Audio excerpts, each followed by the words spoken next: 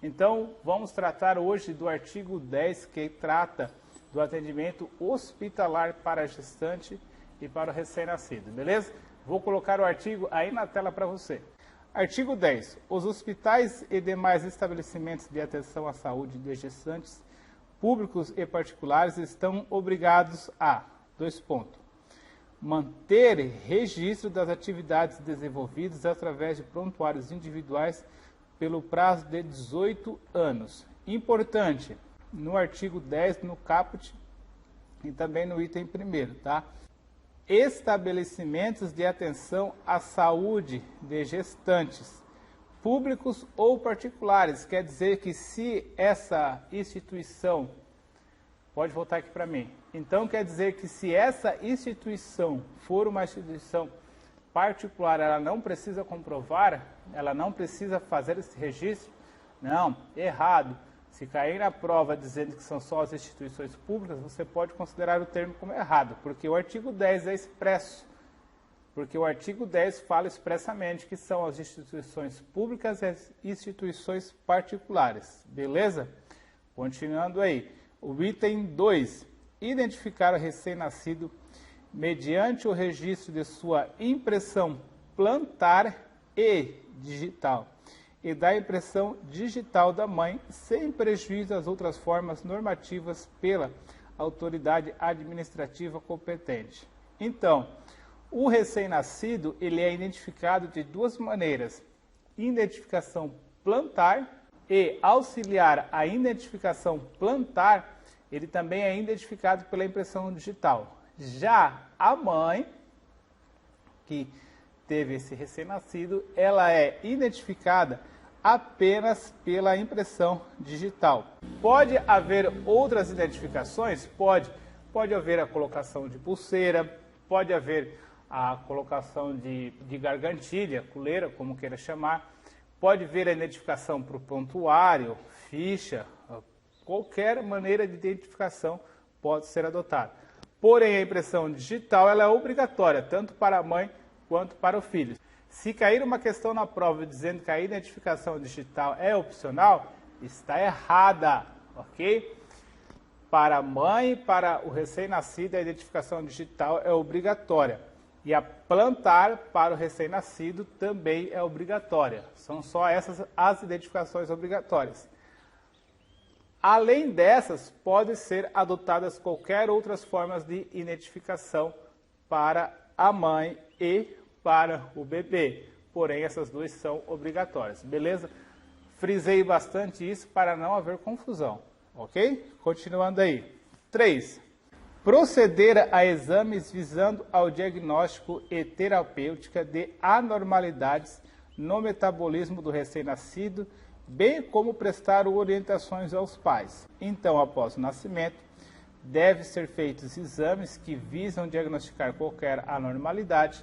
Identificada uma anormalidade, deve ser informada aos pais e também deve ser informados aos pais a maneira correta de se, digamos assim, tratar dessa anormalidade ou como proceder com qualquer problema que tenha ocorrido com o recém-nascido. Fechou? Vamos lá. 4. Fornecer declaração de nascimento, onde constem necessariamente as intercorrências do parto e do desenvolvimento do neonato. Importantíssimo. O que deve constar na declaração de nascimento? As intercorrências do parto. O parto foi tal hora, ocorreu tudo certo, não ocorreu, ocorreu um problema. Qual foi o problema que ocorreu e como foi o desenvolvimento desse recém-nascido após o parto. Claro que o desenvolvimento seria como que ele respondeu a esse problema que aconteceu durante o parto, beleza? 5º, manter alojamento conjunto, possibilitando ao neonato a permanência junto à mãe. Tranquilérrimo, ok? Agora, o 6º, que é uma alteração aí de 2017. Acompanhar a prática de processo de amamentação, prestando orientações quanto à técnica adequada, enquanto a mãe permanecer na unidade hospitalar, utilizando o corpo técnico já existente. Então é bem tranquilo esse item 6. O hospital tem que fornecer informações e atendimento para a amamentação. Fechamos aqui o artigo 10 e vimos o que pode ser pegadinha de concurso público. Continuando, artigo 11. É assegurado acesso integral às linhas de cuidado voltadas à saúde da criança e do adolescente, por intermédio do Sistema Único de Saúde, observando o princípio da equidade no acesso às ações e serviços para a promoção, proteção e recuperação da saúde. O que a gente pode destacar aqui é o acesso integral às linhas de cuidados voltadas à saúde da criança e do adolescente. Então, mais uma vez, se cair na prova um termo, uma questão retirando o adolescente, retirando a criança, está errado, ok? É preciso fornecer um princípio de equidade para todas essas crianças terem todos os seus direitos resguardados. A criança, artigo 1º, a criança e o adolescente com deficiência serão atendidos sem discriminação ou segregação. Segregação é separação em suas necessidades gerais de saúde e específicas de habitação e reabilitação. Então, a criança que tiver qualquer forma de deficiência, ela não pode ser separada, ela não pode ser discriminada, já diz o parágrafo 1º do artigo 11º, artigo 11, beleza? Logo abaixo da descrição do vídeo já tem esse material aí disponível para você. Parágrafo 2º. Incumbe ao poder público fornecer gratuitamente àqueles que necessitam medicamentos, órteses, próteses e outras tecnologias assistivas relativas ao tratamento, habilitação ou reabilitação para criança e adolescente, de acordo com as linhas de cuidados voltadas às suas necessidades específicas. Aqui é um ponto importantíssimo, porque o Estado, o poder público, ele é obrigado. Mas, Renatão, é o Estado ou é a União? Cara, a prova não pergunta isso. Quando a gente fala em Estado de direito público, a gente se refere a algo maior. Então, como a questão da saúde tem uma colaboração entre Estado, município e União, não faz diferença quem vai ser responsável, tá? O poder público, de maneira geral, é obrigado a fornecer isso aí. Claro que os municípios sempre jogam para os entes federados superiores. Parágrafo 3º. Os profissionais que atuem no cuidado diário ou frequente às crianças para a primeira infância receberão formação específica e permanente para a detectação de sinais de risco para o desenvolvimento psíquico, bem como o acompanhamento que se fizer necessário. Então, bem tranquilo. Os profissionais que são dedicados às áreas da saúde, principalmente aí na primeira infância, eles vão receber capacitação relativa ao seu público que eles atendem. Artigo 12. Os estabelecimentos de atendimento à saúde, inclusive as unidades neonatais de terapia intensiva e os cuidados intermediários, deverão proporcionar condições para permanência em tempo integral de um dos pais ou responsáveis nos casos de internação de criança ou adolescente. Então, a criança e o adolescente, nos estabelecimentos de atendimento à saúde, cuidado que a internação pode também ser uma medida para aquela criança que cometeu um ato infracional, tá? Mas a internação nesse caso aqui, ela diz atendimento à saúde, sempre será acompanhada de um responsável, tanto a criança quanto o adolescente. O artigo 13 do ECA nem sempre é questão de prova, mas às vezes ele aparece. O que a gente precisa se atentar no artigo 13? E eu já vou mostrar agora para você. Aqui eu coloquei o artigo mais resumido, tá? Ele não está conforme a lei, eu supri algumas coisas aí para ele ficar mais curtinho e coloquei apenas as pegadinhas para você. O artigo 13 diz o seguinte: em casos de suspeita, muitas vezes as bancas tiram isso aqui, dizem que é só confirmação de castigo físico, de tratamento cruel ou degradante. Não, é nos casos de suspeita e também nos casos de confirmação.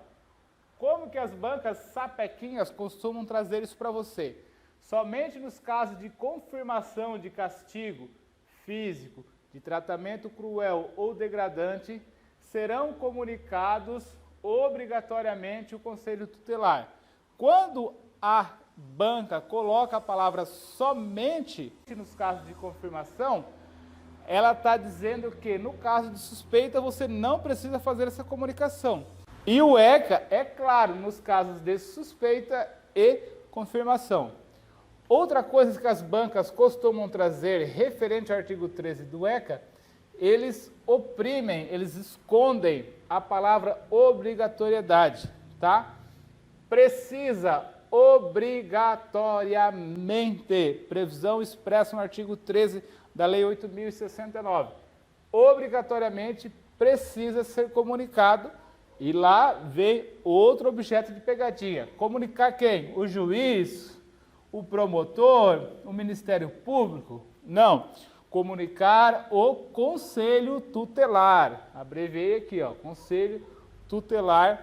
De onde? Da capital, outro objeto de pegadinha. Da capital do estado, do município, da respectiva localidade, ok? Da respectiva localidade, ou seja, o mais próximo de onde aconteceu o caso de confirmação somente? Não, o caso de suspeita ou confirmação. Tá vendo onde a prova vai fazer as pegadinhas do artigo 13 para você, do caput do artigo 13? É aqui, ó, ela vai tirar a palavra suspeita, vai dizer que é somente no caso de confirmação, vai dizer que não é obrigado comunicar o Conselho Tutelar, vai trocar o Conselho Tutelar por Ministério Público, por juiz, por não sei quem, por qualquer pessoa, pela Polícia Civil, pelo delegado, e também vai dizer que o Conselho Tutelar que precisa ser comunicado é o da capital, é o da federação, é de qualquer coisa que não seja do respectiva localidade, ou seja, o mais próximo da sua residência ou da onde tenha acontecido o fato. Tranquilo?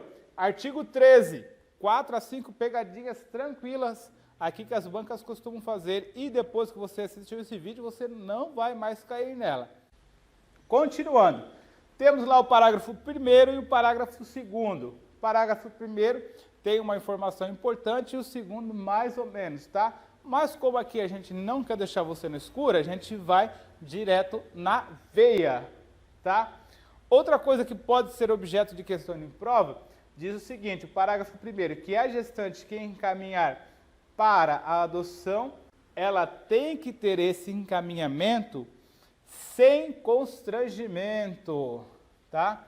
Pelo fato de ela estar fazendo uma coisa que aos olhos da sociedade não é uma coisa bem vista, a banca pode contar uma historinha para você e dizer que a autoridade competente, a polícia, o juiz, não sei quem, constrangeu, questionou, investigou lá, tornou uma situação constrangedora para a criança ou adolescente ou para a gestante, tá? Será sempre, aqui no caso está falando da gestante, mas qualquer situação que se refira à mãe, à gestante ou à criança, não pode ter constrangimento, eles não podem ser constrangidos, seja qual for a situação deles, tá?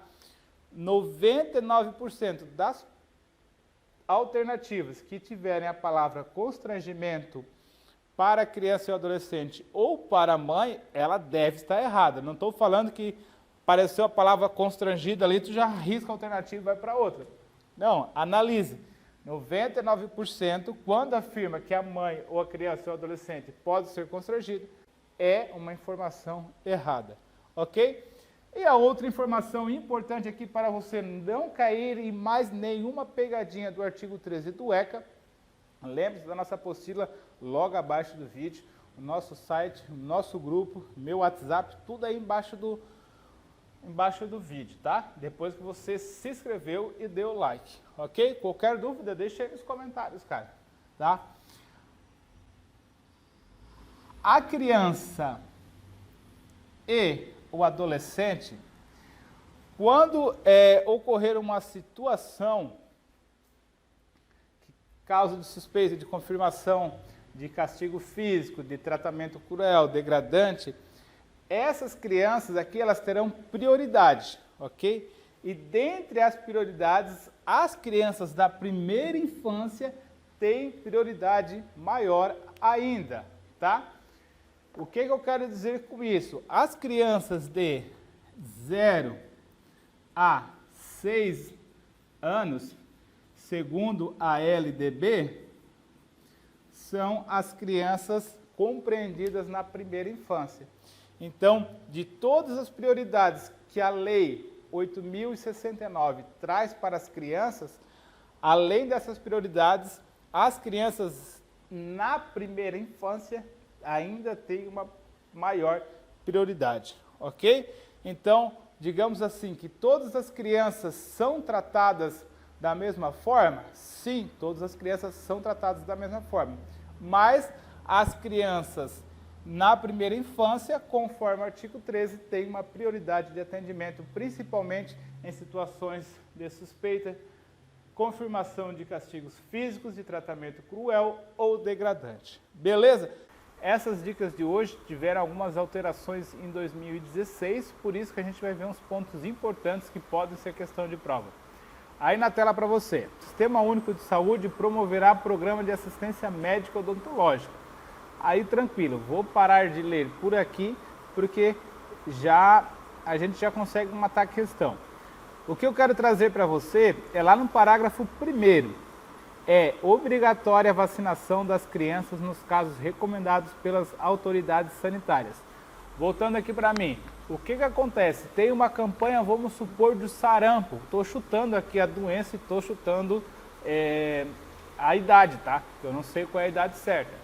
Vamos supor, tem uma campanha nacional do sarampo, que está dizendo que todas as pessoas são obrigadas a vacinarem as crianças de 0 a 6 anos. Todos são obrigados? Sim, tá? Por quê? Essas campanhas são a níveis nacionais, elas servem para, digamos assim, erradicar um certo tipo de doença. Caso você não vá até uma unidade de saúde e faça essa vacinação, caso alguém denuncie, caso alguém suspeite que você não levou o seu filho, o Conselho Tutelar pode ir lá na sua casa e pode tomar as medidas cabíveis. Voltamos. O Sistema Único de Saúde promoverá a atenção à saúde bucal das crianças e das gestantes de forma transversal, integral e intersetorial, com as demais linhas de cuidado direcionadas à mulher e à criança. Então aqui tranquilo, está meio que confirmando o que foi dito lá no caput do artigo 14. Parágrafo 3º. A atenção odontológica à criança terá função educativa e preventiva. Se cair uma questão na prova dizendo que a função odontológica é somente protetiva, é somente educativa, não, são nos dois sentidos, educativa e protetiva. Educativa para você cuidar da sua saúde bucal e não ter problema. Protetiva quando você não cuidou, já tem um problema e agora o Estado tem que ajudar você a resolver esse problema. Certo? Vamos lá. E será prestada inicialmente antes de o bebê nascer por meio de aconselhamento pré-natal e posteriormente no 6º e no 12º anos de vida, com orientações sobre a saúde bucal. Aqui são são mais aqueles casos daquelas unidades móveis que vão atender as escolas, tal, que fazem essa educação, fazem essa proteção para a saúde bucal das crianças. Certo? Sigamos. Parágrafo 4º. A criança com necessidades e cuidados odontológicos especiais será atendida pelo Sistema Único de Saúde. Então, se cair uma questão na prova dizendo que, pelo fato da criança ter uma necessidade especial, ela precisa também de um tratamento especial numa unidade particular, numa unidade conveniada, está errado. Não, será pelo SUS. Artigo 14 do Estatuto da Criança e Adolescente. Tranquilo? Parágrafo 5º. É obrigatória a aplicação a todas as crianças nos seus primeiros 18 meses de vida de protocolo ou instrumento construído com a finalidade de facilitar em consulta pediatra de acompanhamento da criança de risco para seu desenvolvimento psíquico. O que a gente precisa destacar aqui, ó? Nos primeiros 18 meses de vida, estou destacando aqui na tela para você. Nos primeiros 18 meses de vida, a criança tem que ter um atendimento que vise identificar os riscos para o seu desenvolvimento psíquico. Isso pode ser feito através de um protocolo de atendimento, pode ser feito por instrumentos de identificação desses problemas, mas nos seus primeiros 18 meses de vida tem que ser feito essa investigação, ok?